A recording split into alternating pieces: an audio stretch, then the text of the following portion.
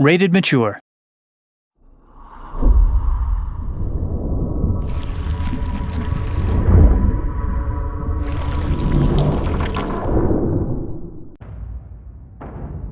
Lack of hand-holding is a huge part of the sinking city. Being lost in Oakmont, not knowing what to do, trying to figure out your next step. This is the experience we want you to have. No outside help, no hints to look out for, just you against the mysteries of the city. Full immersion, so to say. In the sinking city, we have different ways to achieve this intended experience.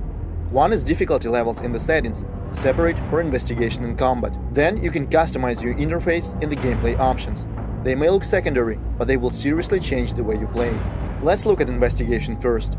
We have three options here: newcomer, detective, and master sleuth.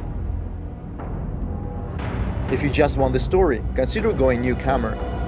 The game will do its best to give hints at each step. You'll be told when to use your casebook or mind palace, and there will be a notification every time you've picked up all evidence or key evidence, which is just enough to progress in the case. Additionally, you will get icons that indicate what to do with important clues, which is not the case for the other difficulty levels. Choose detective, and it will be up to you to figure out how to approach a piece of evidence. You have quite a few options here. Discuss it with an expert, find on the map, search it in one of the many city archives, or take a photo of it for later. Use logic and intuition like a true detective. Still too easy? You are the real master sleuth. Go with this difficulty and lose all the hints whatsoever. No evidence icons, no mind palace or casebook prompts, no key evidence notification. You will need to be really thorough not to get stuck, and if you do, the only help you will get is your own wits and thoroughness. Here is an example. We found some clues, but is it enough? We don't know. Did we miss something crucial? Waste my time, newcomer. We did find this note here, but what is it supposed to be? Is it a riddle? Do we have to find this place on the map? Maybe show it to an expert? Do more research? Too many questions, but not enough answers. So you're a newcomer, huh? Explains a lot. Yeah, a newcomer with a gun. Answer the question. Now let's quickly look at the combat difficulty, which is pretty straightforward.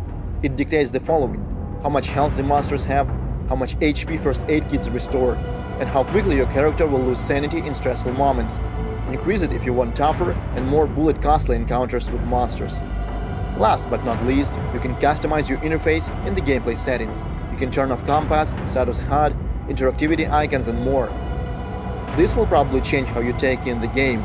With all this turned off and investigation difficulty set to max, you will start feeling like Charles Reed, lost, confused, and abandoned in this strange world. This is like coming to a foreign land, only to find your GPS is completely busted. Only with time you will learn to pay attention to the details. You'll start using map to plan out the most efficient, least dangerous routes to the destination point.